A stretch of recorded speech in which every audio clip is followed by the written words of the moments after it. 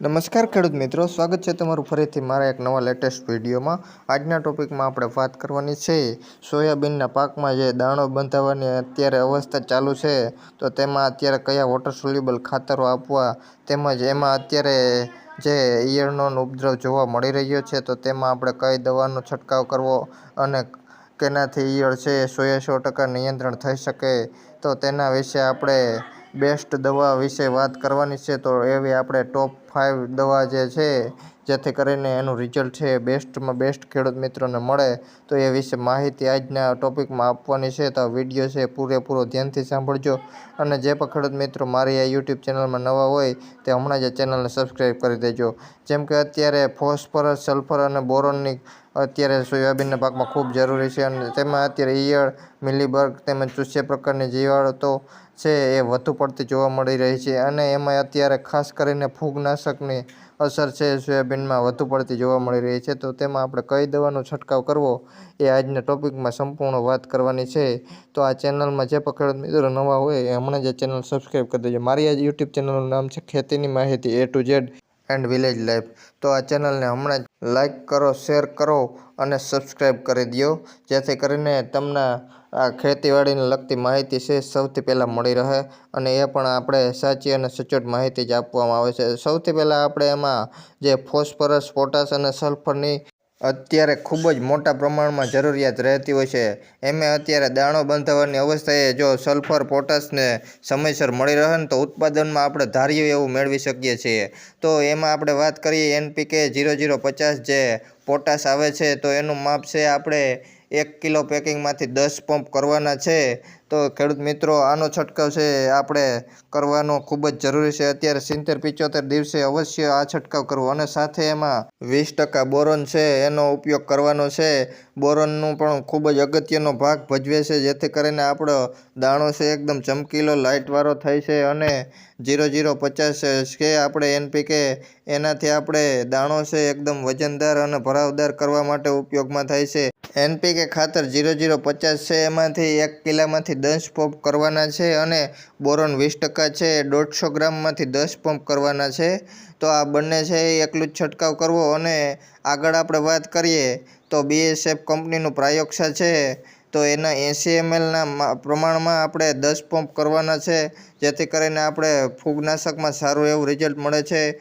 તેમજ આપણે ફૂગનાશકમાં મિરાવિલ છે તેનો પણ ઉપયોગ કરી શકીએ છીએ, અથવા આપણે તાકાત છે જે ટાટા પ્રોડક્ટ એનો પણ ઉપયોગ કરી શકીએ છીએ ફૂગનાશકમાં, અને નોર્મલ રાઉન્ડ કરવો હોય તો ટેબ્યુ સલ્ફર છે એનો પણ આપણે છંટકાવ કરી શકીએ છીએ।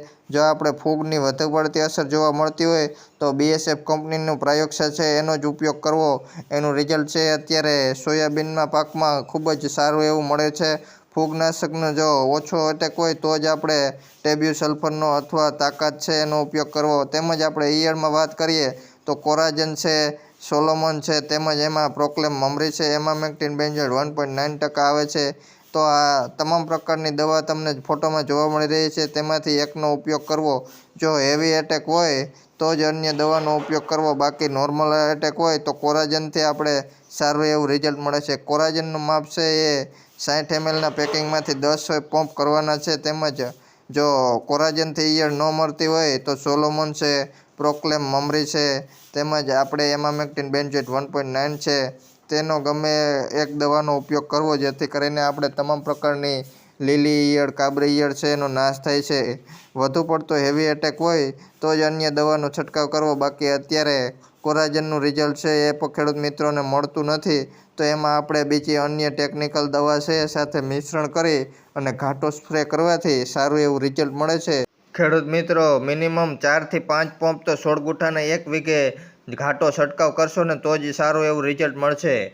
એમાં ઈયળ માટે અત્યારે બેસ્ટમાં બેસ્ટ રિઝલ્ટ આપતી દવા હોય તો એ દવા છે આપણે એમામેક્ટિન બેન્ઝોએટ 5% જે મમરી સ્વરૂપમાં આવે છે એ, અને સાથે આપણે ક્લોરોફાયરીફોસ જે 50% આવે છે બંને મિશ્રણ કરી અને છંટકાવ કરવાથી ઘાટો છંટકાવ કરવાથી બેસ્ટ રિઝલ્ટ મળે છે.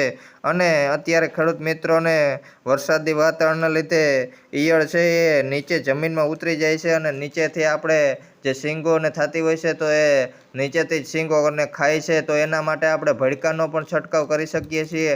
તો એમાં આપણે ઘઉંનું ભડકું છે એનો ઉપયોગ કરવો હોય તો ઘઉંનું ભડકું છે 25 કિલો દરાવી લેવાનું અને સાથે 3 થી 4 કિલોગ્રામ ગોળ તેમજ 1 લીટર જેટલું તેલ અને એમામેક્ટિન બેન્ઝોએટ 5% મમરી છે આપણે 250 ગ્રામ જેટલી મમરી છે 10 વીઘામાં થાય છે. તો એ પ્રમાણે આ માપ રાખી અને મમરીને આપણે પંપમાં નાખી અને જે આપણે ભડકું હોય છે એની ઉપર છંટકાવ કરી દેવો. તેમજ એ પછી આપણે આગળ વાત કરીએ તો જો ફ્લાવરિંગ સમયે અત્યારે ફૂલ અને અવસ્થાએ ફૂલ ખરતા હોય તો એમાં આપણે ડબલનો ઉપયોગ કરવાનો છે. ડબલ ગોદરેજ આવે છે એનું રિઝલ્ટ બેસ્ટમાં બેસ્ટ છે. અથવા ફેન્ટાક પ્લસ જે કોરોમંડલનું આવે છે તો 15 લીટરના પંપમાં 10 ml માપ રાખીને એનો પણ છંટકાવ કરવાથી સારું એવું રિઝલ્ટ મળે છે. બાકી કાબરી ઈયળને જો અત્યારે જમીનમાં વધુ પડતી જોવા મળતી હોય તો એમાં આપણે ખેડૂત મિત્રો ઘાટો છંટકાવ જો દવાનો કરીએ તો સારું એવું રિઝલ્ટ મળે. અને જમીનની અંદર જો વધુ પડતી ઈયળનો ઉપદ્રવ હોય તો સાથે આપણે ભડકાનો પણ છંટકાવ કરવો જેથી કરીને 100% જેટલું રિઝલ્ટ અત્યારે સોયાબીનના પાકમાં મળી શકે. તો અત્યારે ફ્લાવરિંગ સમયે અને દાણો બંધાવવાની અવસ્થાએ દવાનો વહેલી તકે છંટકાવ કરી દેવો જેથી કરીને ઉત્પાદન છે આપણે ધાર્યું મેળવી શકીએ. તો ખેડૂત મિત્રો આજના ટોપિકમાં માહિતી આપવામાં આવી તમને કેવી લાગી કોમેન્ટમાં જરૂરથી જણાવશો. જો માહિતી સારી લાગી હોય તો વિડીયોને લાઇક કરો, શેર કરો અને ચેનલને હમણાં જ સબસ્ક્રાઈબ કરી દો. મારી આ ચેનલનું નામ છે ખેતીની માહિતી A to Z and village life. મારો વિડીયો ધ્યાનથી સાંભળ્યો બદલ દિલથી આભાર તમારો મિત્રો.